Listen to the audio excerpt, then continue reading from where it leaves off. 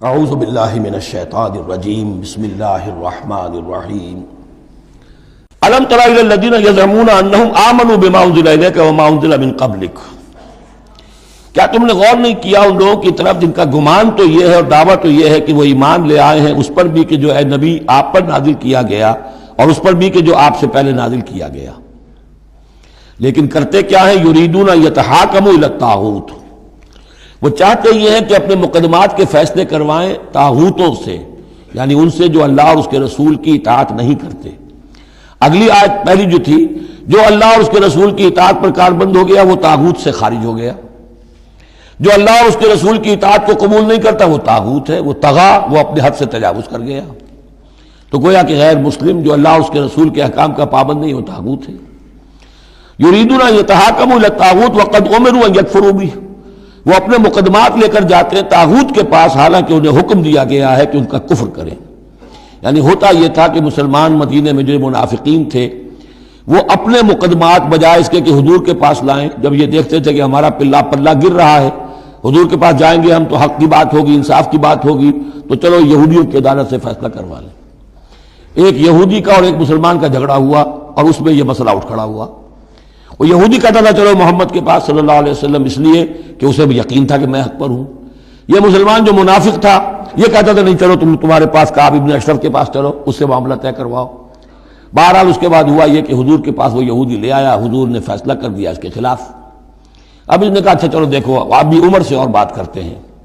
حضرت عمر سے آ کے بات کی، امید کی کہ شاید وہ جب میرا لحاظ زیادہ کریں، میں مسلمان ہوں۔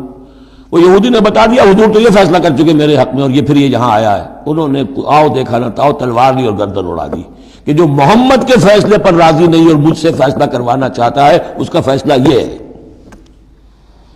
اس پر واویلا مچایا، آئے چیختے چلاتے ہوئے اس کے گھر والے، اس کے اہل و عیال کہ ہم تو بس یہ چاہتے تھے کہ کچھ مصالحت ہو جاتی، آپ نے فیصلہ دے دیا تھا تو کوئی مصالحت ہو جاتی تو اچھا تھا، راضی نامہ ہو جاتا، اس لیے گئے تھے۔ وہ واقعہ ہے جو بیان ہو رہا ہے۔ وَيُرِيدُ الشَّيْطَانُ أَن يُضِلَّهُمْ ضَلَالًا بَعِيدًا، شیطان چاہتا ہے کہ انہیں گمراہ کر دے، بہت دور کی گمراہی میں ڈال دے۔ وَإِذَا قِيلَ لَهُمْ تَعَالَوْا إِلَىٰ مَا أَنزَلَ اللَّهُ وَإِلَى الرَّسُولِ، اور جب ان سے کہا جاتا ہے کہ آؤ اس چیز کی طرف جو اللہ نے نازل فرمائی اور آؤ رسول کے پاس چلو، مقدمہ طے کراؤ۔ رَأَيْتَ الْمُنَافِقِينَ يَصُدُّونَ عَنْكَ صُدُودًا، تو اے نبی آپ دیکھتے ہیں کہ یہ منافق رکتے ہیں آپ کے پاس آنے سے، کنی کتراتے ہیں۔ صدا یصدو یہ میں عرض کر چکا ہوں، رکنے کے معنی میں بھی ہے، روکنے کے معنی میں بھی ہے۔ فَكَيْفَ إِذَا أَصَابَتْهُمْ مُصِيبَةٌ بِمَا قَدَّمَتْ أَيْدِيهِمْ، تو پھر کیسے جبکہ ان کے اوپر کوئی مصیبت آ گئی اپنے کرتوت کی وجہ سے۔ جب چیختے چلایا ہے عمر نے یہ کر دیا، وہ تو مقدمہ قائم کرنا چاہتے تھے عمر کے خلاف، لیکن یہاں یہ ہے کہ فَكَيْفَ إِذَا أَصَابَتْهُمْ مُصِيبَةٌ بِمَا قَدَّمَتْ أَيْدِيهِمْ، ان کے اپنے ہاتھوں کے کرتوتوں کی وجہ سے جو مصیبت آ گئی، ثُمَّ جَاءُوكَ، پھر وہ آپ کے پاس آئے، يَحْلِفُونَ بِاللَّهِ، اور اللہ کی قسمیں کھاتے ہوئے آئے، إِنْ أَرَدْنَا إِلَّا إِحْسَانًا وَتَوْفِيقًا، ہم تو احسان بھلائی چاہتے تھے، موافقت چاہتے تھے، راضی نامہ چاہتے تھے، اس لیے عمر کے پاس گئے تھے۔ اولئک الذین یعلم اللہ ما فی قلوبہم، یہ وہ لوگ ہیں کہ جو کچھ ان کے دلوں میں اللہ اسے جانتا ہے۔ فاعرض عنہم، تو اے نبی ان سے آپ رخ پھیر لیجئے، وعظہم، اور ان کو ذرا نصیحت کیجئے، ڈانٹیے ڈپٹیے، وقل لہم فی انفسہم قولا بلیغا، اور ایسی بات کہیے ان سے جو ان کے دلوں میں اتر جائے۔ اس آیتوں کے اترنے کے بعد حضرت عمر رضی اللہ تعالیٰ عنہ کو حضور نے پھر بری قرار دیا کہ اللہ کی طرف سے ان کی برات آ گئی ہے، توثیق آ گئی ہے، اور کہتے یہ ہیں کہ اسی دن سے ان کا لقب فاروق بنا ہے، پھر حق و باطل میں فرق کر دینے والا۔ وَمَا أَرْسَلْنَا مِن رَّسُولٍ إِلَّا لِيُطَاعَ بِإِذْنِ اللَّهِ۔ اب ایک بات نوٹ کر لیجئے، منافقت جو یہاں پر زیر بحث آئے گی سورہ مبارکہ میں، وہ 3 عنوانات کے تحت ہے۔ منافقوں پہ نماز بھاری نہیں تھی، روزہ بھاری نہیں تھا، 3 چیزیں بھاری تھیں۔ ایک رسول کی اطاعت، اور یہ بڑی نفسیاتی بات ہے، رسول انسان ہے، ہم جو رسول کی اطاعت کرتے ہیں تو رسول ہمارے لیے ایک انسٹیٹیوشن کی حیثیت رکھتے ہیں صلی اللہ علیہ وسلم۔ 2 ہاتھ 2 پاؤں 2 آنکھوں والا رسول ہمارے پاس موجود نہیں ہے، ان کے سامنے انسان موجود تھا، اس کے بھی 2 ہاتھ ہیں، اس کے بھی 2 پاؤں ہیں، اس کی 2 آنکھیں ہیں۔ انسان کی اطاعت کرے یہ بہت مشکل ہے، جیسا کہ جماعتوں میں ہوتا ہے۔ امیر کی اطاعت سے زیادہ بھاری کام کون سا ہے؟ بڑا مشکل کام۔ اپنی رائے کو پیچھے ڈالیں تو امیر کی رائے پر چلیں. ایک تو ان کے جس کے دل میں یقین تھا کہ یہ محمد صلی اللہ علیہ وسلم، یہ محمد ابن عبداللہ تو ہیں جنہیں ہم دیکھ رہے ہیں، لیکن حقیقتاً میں جو ایمان لایا ہوں وہ محمد الرسول اللہ پر لایا ہوں کہ اللہ کے رسول ہیں. تب تو بات ہو جائے. لیکن جن کے دلوں میں یہ یقین نہیں تھا یا کمزور تھا، ان کے لیے حضور کی شخصی اطاعت بڑی بھاری تھی، بڑی کٹن تھی. یہ بعض مواقع پر وہ کہتے تھے کہ یہ جو کچھ کہہ رہے ہیں اپنے پاس سے کہہ رہے ہیں، کیوں نہیں سورت نازل ہو جاتی، کیوں نہیں آیت نازل ہو جاتی. اور سورہ محمد اسی انداز میں نازل ہوئی ہے کہ پھر اللہ نے کہا اچھا لو پھر یہ آیت ہم نازل کر دیتے ہیں قتال کی. وہ یہ کہتے تھے یہ محمد نے خود اپنی طرف سے اقدام کر دیا. دوسری چیز جو کٹھن تھی وہ تو کٹھن ہے قتال، اللہ کی راہ میں جنگ کے لیے نکلنا خطرہ ہے، مرحلہ سخت ہے اور جان عزیز. اور تیسری چیز ہجرت. اب ہجرت میں منافقین مدینہ نہیں، منافق جو اور تھے گردا گرد کے اور مکے میں جو تھے ان کا ذکر آئے گا اب آگے. گھر بار چھوڑ کر خاندان والوں کو چھوڑ کر نکل جانا آسان کام نہیں. اب سب سے پہلے اطاعت رسول، اس کی کیا اہمیت ہے. وما ارسلنا من رسول الا لیطاع باذن اللہ، تو ہم نے نہیں بھیجا کسی رسول کو مگر اس لیے کہ اس کی اطاعت کی جائے اللہ کے حکم سے. وَلَوْ أَنَّهُمْ ظَلَمُوا أَنفُسَهُمْ، اور اگر انہوں نے جب اپنے اوپر ظلم کیا تھا، انفسہم جاؤ کا اگر وہ آتے اے نبی آپ کے پاس، فاستغفر اللہ، اور اللہ سے بھی استغفار کرتے، واستغفر لهم الرسول، اور رسول بھی ان کے لیے استغفار کرتے اللہ سے، لوجدوا اللہ توابا رحیما، تو وہ پاتے کہ اللہ تعالیٰ تو توبہ کا قبول فرمانے والا اور رحیم ہے. فلا وربک لا یؤمنون، تو نہیں تیرے رب کی قسم یہ ہرگز مومن نہیں ہو سکتے، حتیٰ یحکموک فیما شجر بینہم، جب تک کہ یہ آپ کو حکم نہ مانے ان تمام معاملات میں جو ان کے مابین پیدا ہو جائیں. کوئی چوائس نہیں ہے. جو بھی جھگڑا ہے، جو اختلاف ہے، جو بھی مسئلہ ہے، اس میں آپ کو حکم اگر نہیں مانتے تو تیرے رب کی قسم یہ مومن نہیں ہے. یہ انداز دیکھیے، اس کا جلال دیکھیے. فلا وربک لا یؤمنون حتى یحکموک فیما شجر بینہم ثم لا یجدوا فی انفسہم حرجا مما قضیت، اور پھر یہ کہ جو فیصلہ آپ کر دیں اس پر اپنے دل میں تنگی محسوس نہ کریں. اگر قبول بھی کر لیا لیکن کدورت کے ساتھ کیا، دل میں تنگی کے ساتھ کیا، تب بھی مومن نہیں ہے. وَيُسَلِّمُوا تَسْلِيمًا، اور سر تسلیم خم کریں جیسے کہ سر تسلیم خم کرنے کا حق ہے. صدق اللہ العظیم.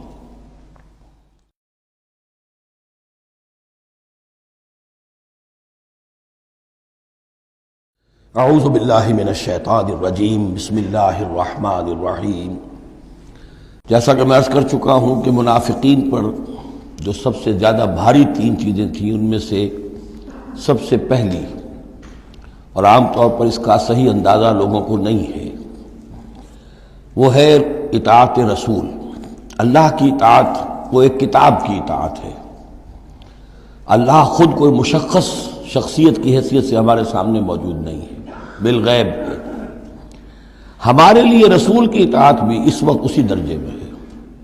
رسول شخصاً ہمارے سامنے موجود نہیں ہے، یہ انسٹیٹیوشن ہے. اللہ کی اطاعت، رسول کی اطاعت. لیکن یہ جان لیجئے کہ اس وقت کے لوگوں کے لیے حضور صرف ایک انسٹیٹیوشن نہیں تھے، ایک شخص بھی تھے. اور وہاں کے لوگوں کے رشتے بھی تھے حضور کے ساتھ. کوئی حضور کا خسر ہے، خسر باپ کی جگہ ہوتا ہے. کوئی حضور کا داماد ہے، کوئی حضور کی بیوی ہے، رشتے ہیں. اب ظاہر بات ہے کہ ان کے لیے یہ بھی بڑا مشکل ہوتا تھا کہ وہ فرق کر سکیں کہ کس وقت ہمارا کیا معاملہ محمد الرسول اللہ کے ساتھ بحیثیت رسول ہو، اور کس وقت ایک شوہر کی حیثیت سے، یا ایک داماد کی حیثیت سے، یا ایک بھتیجے کی حیثیت سے. حضرت حمزہ کے جو بھتیجے ہیں، تو یہ تو معاملہ تھا مومنین صادقین کا. لیکن منافقین کا اس سے بڑھ کر معاملہ یہ تھا کہ ایک انسان کی اطاعت ہم کیوں کریں. اور یہی وہ چیز ہے کہ جو فتنہ انکار سنت اور انکار حدیث کی اصل جڑ اور بنیاد ہے. اباح کرتی ہے طبیعت، جیسے کہ عورت کی طبیعت اباح کرتی ہے کہ شوہر کی تابعداری کیوں کرے. آخر وہ بھی مکمل ہیومن بینگ ہے، مکمل انسان ہے، اس کے احساسات ہیں. تو آسان کام نہیں ہے کہ اس کو ریکنسائل کر سکیں. اسی طرح انسان کی اطاعت کرے، یہ بھی در حقیقت اس کو تسلیم کرنا، ذہناً ریکنسائل کرنا آسان نہیں. اور یہ چیز ظاہر بات ہے کہ جن کے دل میں یقین کھب جاتا تھا ان کے لیے آسان ہو جاتی تھی، جن کے دلوں میں یقین کی کمی تھی وہ پھر قدم قدم پر نوکنگ کرتی تھی، ان کی گاڑی چل نہیں پاتے تھے۔ اب فرمایا وَلَوْ أَنَّا كَتَبْنَا عَلَيْهِمْ، اگر ہم نے ان پر یہ فرض کر دیا ہوتا ان اقتلوا انفسکم کہ قتل کرو اپنے آپ کو، او اخرجوا من دیارکم یا نکلو اپنے گھروں سے، ما فعلوہ الا قلیل منہم نہ کرتے یہ کام ان میں سے مگر سوائے چند کے۔ وَلَوْ أَنَّهُمْ فَعَلُوا مَا يُوعَظُونَ، اور اگر وہ کرتے جس چیز کی کہ ان کو نصیحت کی جا رہی ہے، لَكَانَ خَيْرًا لَهُمْ، یہی ان کے لیے بہتر ہوتا، وَأَشَدَّ تَثْبِيتًا، اور ان کی ثبات ایمان اور ثبات قلب اسی کے اندر ہوتی ہے۔ وَإِذًا لَآتَيْنَاهُم مِّن لَّدُنَّا أَجْرًا عَظِيمًا، اور اس صورت میں ہم انہیں اپنے پاس سے بہت بڑا اجر دیتے۔ وَلَهَدَيْنَاهُمْ صِرَاطًا مُسْتَقِيمًا، اور انہیں ہدایت فرما دیتے سیدھی راہ کی طرف۔ اس میں اکثر حضرات نے تو اس کو جو الفاظ ہیں ظاہری انہی پر محمول کیا ہے، اور اس میں بھی کوئی قباحت نہیں ہے، اللہ ہمارا خالق ہے، اگر اللہ حکم دے کہ اپنے آپ کو قتل کرو، خودکشی کرو، تو ہمیں کرنی ہوگی، اگر اللہ ہمیں حکم دے اپنے گھروں سے نکل جاؤ تو نکلنا ہوگا۔ تو اس میں ایک اشارہ یہ ہو سکتا ہے کہ جیسے جو تاریخ بنی اسرائیل میں ہم دیکھ آئے ہیں، وہاں یہ تھا کہ جن لوگوں نے بچڑے کی پرستش کی تھی ان کو جو مرتد ہونے کی سزا دی گئی تھی اس کے لیے الفاظ یہی آئے تھے، ان اقتلوا انفسکم، قتل کرو اپنے آپ کو۔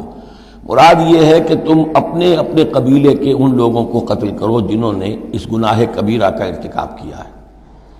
تو شاید چونکہ منافقین کا معاملہ چل رہا ہے، اور منافقین کے ساتھ اکثر و بیشتر ایسا ہوتا تھا کہ ان کے خاندان والے، رشتہ دار، ان کے گھرانے والے ان کے ساتھ شامل ہو جاتے تھے حمایت کے اندر، تو یہاں بتایا جا رہا ہے کہ بجائے اس کے کہ ان کی حمایت کرو، ہونا تو چاہیے اس کے بالکل برعکس، اور وہ یہ کہ تم اپنے اندر سے خود دیکھو کون ہیں کہ جو منافق ہیں، کہ جو اصل میں آستین کے سانپ ہیں۔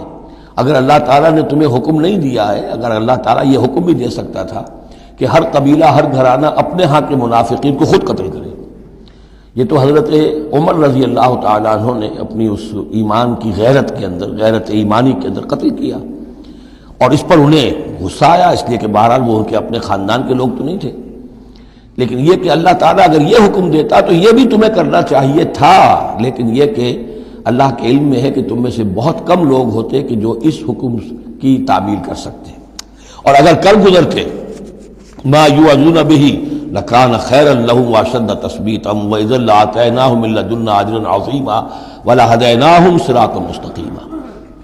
اب اس کے بعد یہ اطاعت رسول کے موضوع پر جو عظیم ترین آیت ہے قرآن کی وہ آ رہی ہے، وَمَن يُطِعِ اللَّهَ وَالرَّسُولَ، اور جو کوئی اطاعت کرے گا اللہ کی اور رسول کی صلی اللہ علیہ وسلم، فَأُولَٰئِكَ مَعَ الَّذِينَ أَنْعَمَ اللَّهُ عَلَيْهِمْ، تو یہ وہ لوگ ہوں گے جنہیں معیت حاصل ہوگی ان کی جن پر اللہ کا انعام ہوا، اور وہ کون ہیں؟ من النبیین والصدیقین والشہداء والصالحین، یعنی انبیاء کرام اور صدیقین اعظام اور شہداء کرام اور صالحین، وحسن اولئک رفیقا، اور یہ لوگ تو بہت ہی اچھے ہیں رفاقت کے لیے، یعنی اللہ اور اس کے رسول کی اطاعت کرنے والوں کا پھر شمار ان لوگوں کے زمرے میں ہوگا، وہ جو سورہ فاتحہ کے ضمن میں ہم نے دیکھا تھا کہ اہدنا الصراط المستقیم صراط الذین انعمت علیہم، وہ کون لوگ ہیں انعمت علیہم، اس کی تفسیر ہے یہ، فاولئک مع الذین انعم اللہ علیہم من النبیین والصدیقین والشہداء والصالحین۔ ایک بیس لائن ہے، صالح مسلمان، نیک نیت مسلمان، دل میں خلوص کے ساتھ ایمان ہے، صالح ہے، حکم پر عمل کر رہا ہے، محرمات سے بچا ہوا ہے۔ اب اوپر اٹھے گا تو ایک اونچا درجہ ہے شہداء کا، اس سے بھی اونچا درجہ ہے صدیقین کا، اس سے بھی اونچا درجہ ہے انبیاء کا۔ اب انبیاء کا درجہ تو رک جائے گا، اس لیے کہ وہ تو ایک وہبی چیز ہے، کسبی چیز نہیں تھی، لیکن یہ دو درجے تو ابھی موجود ہیں کہ انسان اپنی ہمت سے جتنی محنت کرے، جتنی کوشش کرے، وہ شہادت اور صدیقیت کے مراتب تک فائز ہو سکتا ہے۔ یہ مضمون پوری وضاحت کے ساتھ آئے گا سورہ حدید میں انشاءاللہ۔ ذالک الفضل من اللہ وکفی باللہ علیما، اور یہ اللہ تعالیٰ کا بڑا فضل ہے جن لوگوں کو آخرت میں ان کی معیت حاصل ہو جائے۔ وتوفنا مع الابرار، اے اللہ ہمیں موت دیجو اپنے ابرار بندوں کے ساتھ، تو واقعہ یہ ہے ذالک الفضل من اللہ وکفی باللہ علیما، یہ تو اللہ کا بہت بڑا فضل ہے اور اللہ کافی ہے ہر شے کے جاننے کے لیے، یعنی کون کس استعداد کا حامل ہے، کون کس قدر و منزلت کا حامل ہے، اللہ خوب جانتا ہے۔ صدق اللہ العظیم۔